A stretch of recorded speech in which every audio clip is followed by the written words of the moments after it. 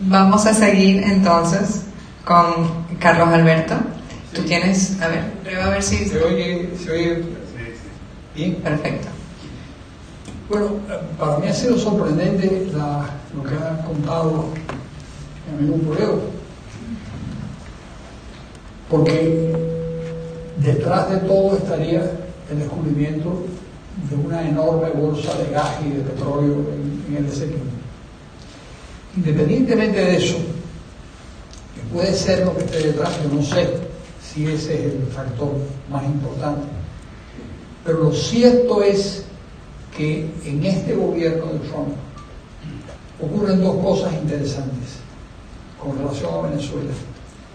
En primer lugar, termina la superstición de que Venezuela es un problema menor, es una molestia, pero que realmente no significa un peligro para Estados Unidos ni para nadie. Cosa que se empezó a decir a partir de un juicio de un embajador, Maestro se llamaba, el embajador Maestro, que dijo una cosa de esa naturaleza estando de embajador de los Estados Unidos en Venezuela. Pero la parte interesante del asunto es que este gobierno reconoce que hay un peligro real en Venezuela y ha convertido a Venezuela en un objetivo de su política exterior, cosa que no existía en el pasado. Esa es la parte, digamos, transparente de lo que nosotros estamos viendo. El resto de la ecuación es muy oscura, porque la política exterior de este gobierno está desarticulada, desmantelada. Es posible que sean capaces de forjar una visión general, pero no una estrategia para conseguir los objetivos. Y eso es un gravísimo problema. No han podido nombrar un secretario para América Latina, no han podido, me decía un amigo un poco antes de entrar en esta sala que había 60 embajadores norteamericanos que han sido dados de baja o eliminados. Una cosa realmente que no, me parece que todo gobierno nuevo tiene derecho a nombrar sus propios funcionarios, porque tiene también la obligación de crear una estructura capaz de gobernar, y gobernar en política exterior bastante más difícil, porque muchas veces los objetivos no se consiguen y se intentan por diversos medios, pero no se consiguen. Pero si ni siquiera es posible tratar de perseguir esos objetivos, estamos en una situación bastante grave, que es la que yo creo que nos encontramos en este momento. Una Casa Blanca muy receptiva en el caso de Venezuela, que no acaba de hacer la relación, no acaba de establecer la relación entre Venezuela y Cuba, que es una cosa bastante obvia. Si Cuba manda en Venezuela, los operadores políticos cubanos de la inteligencia o de la contrainteligencia cubana son los que mandan en Venezuela, y esa es el reconocimiento de ese elemento que es básico, porque no se puede resolver. Es como tratar de resolver un problema de una fractura en el pie cortando una uña. Bueno, se corta una uña, pero la fractura en el pie sigue. Es decir, hay un fenómeno de vinculación entre Cuba y Venezuela que no se puede de ninguna manera romper, no se puede resolver el problema de Venezuela si no se aborda también el problema cubano. Y yo creo que en ese punto estamos. Dejo para otras intervenciones, Elena, alguna otra cosa que me gustaría decir. Muy bien, hablando, ya sabemos que el tema militar puede ser difícil, nos han dicho aquí varios expertos que hay muchos frentes abiertos en este momento para Estados Unidos. ¿Qué otro rol podría tener Estados Unidos que no sea específicamente el militar? Por ejemplo, ya hemos hablado de las sanciones. ¿Son efectivas estas sanciones? ¿Y por qué no han sancionado a este momento a Diosdado Cabello? Por ejemplo, Frank y Carlos Alberto, ábrenos. ¿Son efectivas estas sanciones? Yo creo que son efectivas porque de alguna manera personalizan la culpa y generan una especie de resistencia y de rechazo a esas personas que son identificadas como los grandes ladrones, los grandes miserables de todo este proceso. ¿Qué se puede hacer o qué puede hacer Estados Unidos? Veámoslo dentro de la ley, dentro de las normas internacionales. Existe la Convención de Palermo para enfrentar los casos de las mafias y de los que cometen grandes delitos, ¿verdad? Y que de alguna manera se confabulan para cometer delitos. Esa Convención de Palermo se puede utilizar contra, y es una convención generada por Naciones Unidas, se puede utilizar contra el gobierno de Nicolás Maduro, que ha trabajado mucho en este caso, es un jurista llamado Carlos Sánchez Berzaín, que tiene una tesis y lo ha demostrado cómo jurídicamente se puede llevar a ese gobierno completo a la convención es decir, se puede establecer la convención de Palermo para acusar a ese gobierno.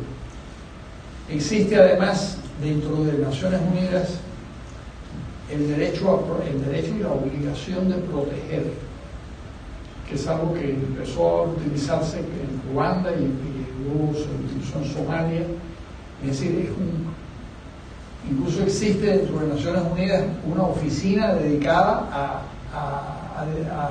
resolver o a tratar de abordar esos problemas desde la perspectiva del derecho a proteger, porque hay unas víctimas que tienen nombre y apellido y que son, en el caso de Venezuela, no es evidente que hay millones de personas que van a ser más. Venezuela está abocada a una hambruna. Venezuela está abocada a una catástrofe como aquella lo cual es asombroso, uno de los países más ricos del mundo. Aquello lo pasó en Biafra hace muchos años, los que tenemos muchos años sabemos lo que ocurrió en Biafra, lo que ocurrió eso puede suceder en Venezuela como consecuencia de la estupidez, del delirio de este gobierno. Y existe frente a eso el derecho y la obligación de proteger, lo que quiere decir que el gobierno de Venezuela no tiene posibilidad de actuar si hay un concierto de países que dedicados a proteger a la población venezolana. Ellos no pueden negarse, y si se niegan se pueden enfrentar a un problema. Ahora, eso tiene un inconveniente que yo creo que Frank Moore tiene toda la razón. El inconveniente de esto es que ese esfuerzo tiene que encabezar los Estados Unidos. No hay otro país. En América Latina no existe ninguna tradición de defensa de las libertades de un país que padezca una tiranía. Eso no existe. Los argentinos en el Cono Sur vivieron 40 años con la dictadura de Stroessner sin importarle un bledo que el señor Stroessner fuera un dictador en Paraguay. En Somoza, en Nicaragua, pues también vivió 40 años y al final hubo una especie de coalición, pero realmente la tradición latinoamericana es de ni siquiera protestar. Estados Unidos, cuando le interesa a los Estados Unidos, por ejemplo, por razones de la Guerra Fría, los Estados Unidos adoptaban ciertas posturas. Cuando a principios del siglo XX le interesó a Estados Unidos para evitar que los ingleses y los alemanes y los franceses, incluso los españoles, se metieran o regresaran a América, enarbolaron la doctrina Monroe y patrullaron Centroamérica, hicieron 32 intervenciones en todo el área del Caribe, pero eso fue empezando por Venezuela.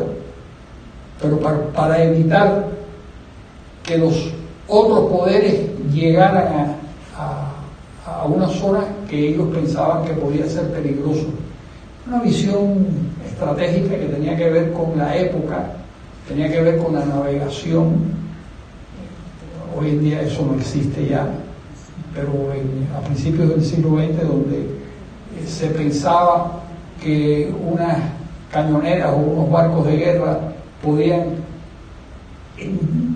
utilizar el Mississippi para llegar al norte de los Estados Unidos. Eso era una preocupación real desde el punto de vista estratégico. Eso desapareció.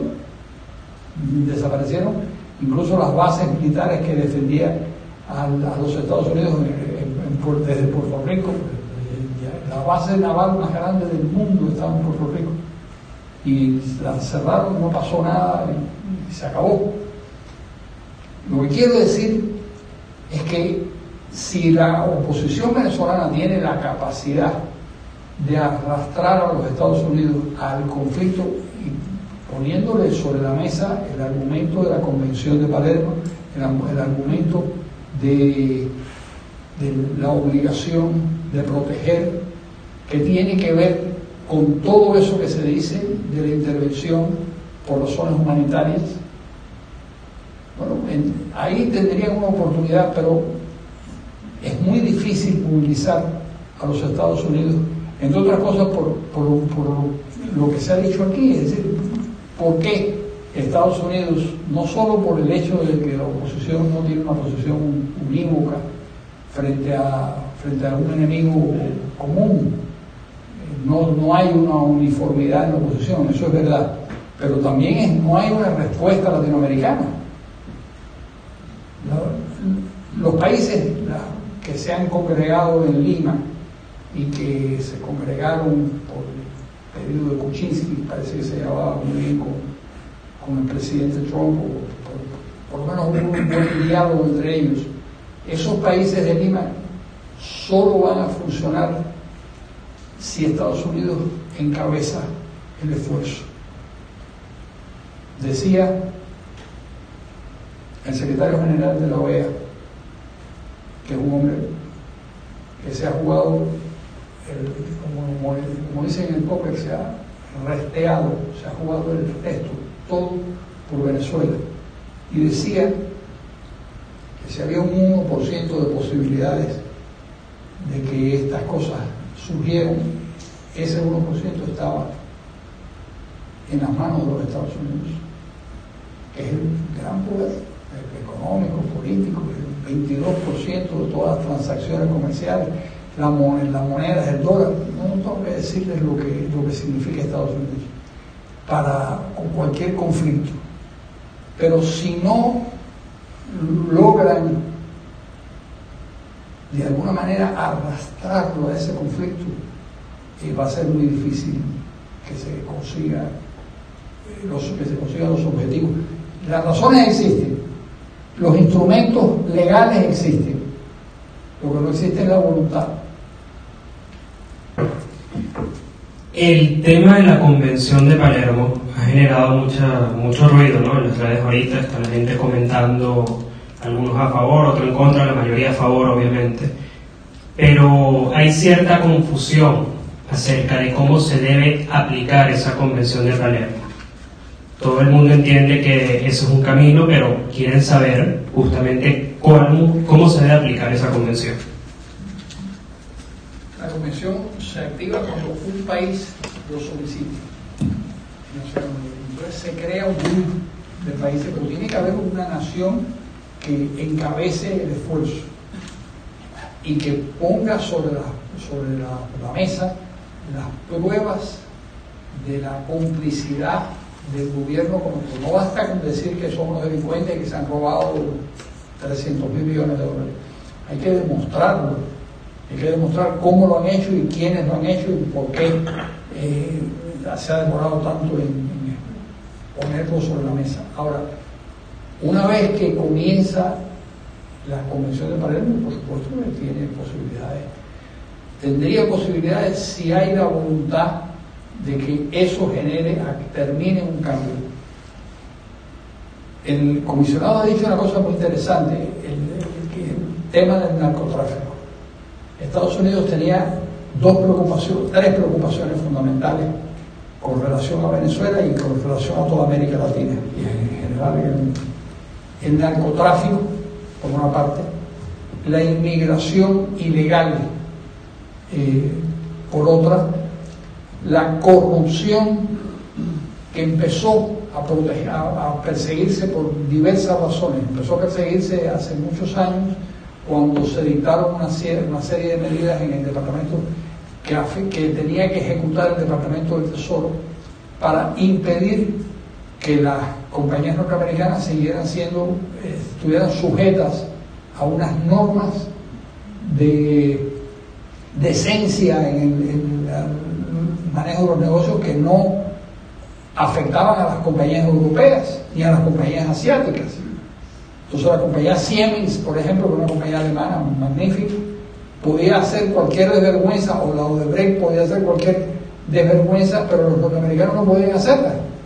No porque no tuvieran la intención de hacerla, sino porque no podían, porque había una ley que lo impedía. Y entonces ahí se generó una legislación norteamericana y una conducta norteamericana para perseguir los delitos y la corrupción, que tuvo un punto interesante, pero al mismo tiempo casi folclórico, que fue la FIFA, cuando Estados Unidos no pudo obtener el sitio para que se jugara el campeonato internacional o mundial de fútbol, y ganó Qatar. Entonces ese fue uno de los detonantes de la posición norteamericana. Pero ¿hasta cuándo van a tomarnos el pelo internacionalmente, y hasta cuándo va a funcionar las coimas y el delito del soborno para impedir que nosotros hagamos ciertas cosas, desde bancos, no sé qué, hasta hasta servir para un campeonato mundial de fútbol? Y eso desencadenó una cantidad hay un presidente centroamericano preso por carambola, porque estaba metido en el rollo de la FIFA y acabó preso en una cárcel norteamericana. Y eso, yo no sé cómo, eso no se puede parar, no se puede detener, porque hay una ley norteamericana que va a afectar muchísimo a las relaciones de los Estados Unidos con otros países, pero ahí hay un campo interesantísimo entre la droga, la corrupción y el tráfico de personas, o la inmigración ilegal, que son las tres grandes preocupaciones de los Estados Unidos. Cualquiera de ellas podría desencadenar una reacción enérgica por parte de los Estados Unidos, pero tampoco existe el deseo de que eso ocurra, precisamente porque tienen las manos llenas, porque tienen demasiado compromiso, porque no se puede, a pesar de que la doctrina militar norteamericana incluye la posibilidad teórica de pelear dos guerras simultáneamente, por lo menos, pero en la práctica eso ha demostrado ser falso. Bueno, primero que nada, muy buenas noches. Agradecer a los organizadores de este evento. En primer lugar, porque es difícil poder encontrar todo el conocimiento y la experiencia que estos panelistas nos pueden brindar. Sin embargo, si no me levanto y hago esta consulta, de verdad que me iría sumamente preocupado que todo el esfuerzo que se está haciendo aquí y todo el conocimiento que hay de este lado y toda la buena voluntad que hay de este lado para creer que en Venezuela verdaderamente vamos a ver alguna salida algún día, me iría quizás cambiando de título diciendo el rol de Venezuela en la crisis del hemisferio occidental, porque de verdad que hemos escuchado de viva voz de cada uno de los ponentes una realidad palpable, pero que no nos saca todavía de ese profundo dolor y preocupación que sentimos no solamente los venezolanos, sino todos los latinoamericanos, que de alguna forma estamos padeciendo la creciente vivencia del régimen narcocomunista de Venezuela. Para nadie es un secreto, el propio senador Marco Rubio ha declarado que Venezuela es un narcoestado y que Diosdado Cabello es el Pablo Escobar de Colombia. Difícilmente, meses, años atrás, en la antigüedad, podíamos escuchar a un senador de los Estados Unidos en todo evento hablar con esa franqueza y naturalidad. Por otro lado, en el día de ayer escuchamos a la embajadora de los Estados Unidos en la ONU diciendo que Venezuela es un narcoestado. O sea, los Estados Unidos parece que tienen muy claro lo que está ocurriendo en Venezuela y sin embargo no tiene ese rol protagónico que debería tener en una situación de crisis mundial que estamos viviendo. Debemos, para los que no saben, el comisionado José Pepe Díaz encabezó durante semanas y meses el conocido TPS para Venezuela, conversó incluso con el vicepresidente de los Estados Unidos, Mike Pence, y hasta donde tengo entendido, la respuesta fue por parte de la administración de este gobierno de que están conscientes de lo que ocurre, quieren ayudar al pueblo de Venezuela, lo han manifestado en todos los escenarios, en todas las tribunas, pero que no es la respuesta que quieren para el caso venezolano, sino quieren una respuesta más inmediata, porque eso era prácticamente como reconocer que esta circunstancia, como dicen en el argot beisbolístico, un batazo que pica y se extiende contra la pared, y no es lo que quiere esta administración. Sin embargo, yo les pido a cada uno de los ponentes llevarnos algo en las alforjas, porque me siento vacío, lleno de conocimiento, pero vacío de esperanza. Yo quiero que nos llevemos de este foro algo que realmente nos permita pensar que hay esperanza, que hay voluntad y que hay que seguir trabajando. Se los dice una persona que tiene 13 años en el exilio y que de alguna forma me niego a aceptar que esta situación va a permanecer en el tiempo. Muchas gracias. ¿Tiene alguien que quiera comenzar con esta pregunta? Carlos Alberto. Yo creo que... Perdón. ¿Tú quieres hablar? Sí, Carlos Alberto y luego... Carlos Alberto, tú. Que eres mayor de edad, saber igual. Soy mucho mayor que yo. Yo creo que tienes toda la razón y que me da mucha pena no poder ser el mensajero de algo que tenga una carga de esperanza. Yo creo que sí, que se van a hacer cosas y que de la misma manera que la oposición está desgarrada, el gobierno también está desgarrado. El gobierno está dividido entre como siempre sucede, entre una línea dura que no va a ceder de ninguna manera y una gente que está buscando un tipo de negociación con la oposición. Podemos poner incluso nombre a esas personas. No quiero hacerlo porque no quiero facilitar el trabajo de los cuerpos de inteligencia, pero sí podemos poner el nombre a quienes están en un campo y quienes están en el otro, por parte del gobierno venezolano. El problema es cómo convertir la crisis de ese gobierno en realmente una salida distinta. Yo creo, y creo que Frank Mora no tiene ninguna satisfacción especial en decir que Estados Unidos no va a intervenir. No, es algo que es la realidad. Estados Unidos no tiene ninguna intención de intervenir directamente con tropas, ni mucho menos. Ahora bien, es una responsabilidad de la oposición y de todos los demócratas y de todas las personas que creen en la libertad tratar de denunciar constantemente el estado de cosas en Venezuela y pedir, como se hacen las cosas en este país, pedir que se forjen dentro de las instituciones norteamericanas grupos de poder que defiendan la necesidad de la intervención por razones humanitarias, de llevar al gobierno, si el vicepresidente Pence está tan interesado en ayudar a los venezolanos, pues a lo mejor Estados Unidos pudiera ser el que encabece la convención es decir, la llamada a la convención de Palermo. Hay distintas cosas, pero en todas interviene Estados Unidos. Y si no, yo les voy a contar,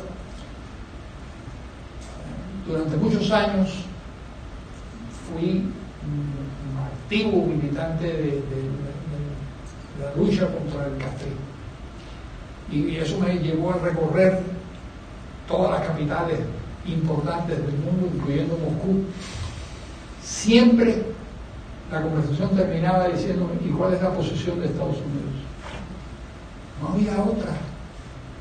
había otra manera. Es decir, que se alineaban de acuerdo con la posición de los Estados Unidos. No estaban dispuestos a correr riesgos por su cuenta. Había solidaridad, porque no es verdad que todo es intereses, no, hay solidaridad ideológica, hay respeto por los principios, por los valores, todo eso es verdad, pero en el momento de mover a su propia nación en una dirección, la pregunta clave siempre es: ¿y qué dice Estados Unidos de esto?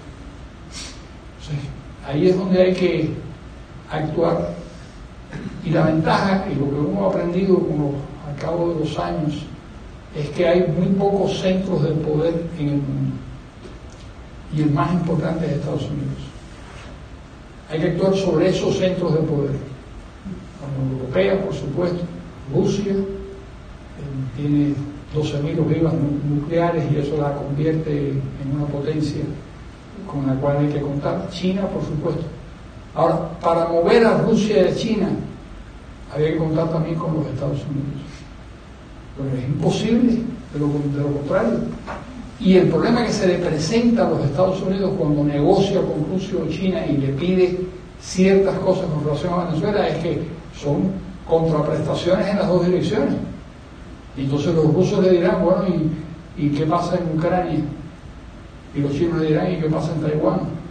Quiere decir que pedir para los Estados Unidos tiene un costo muy alto, de contraprestaciones. De todos los países tienen intereses y todos los países tienen, y sobre todo esas potencias que tienen intereses regionales. Así que hasta eso hay que tomarlo en cuenta para saber incluso lo que se pide, porque no hay error mayor que pedir porque no te pueden conceder, porque eso te genera un rechazo.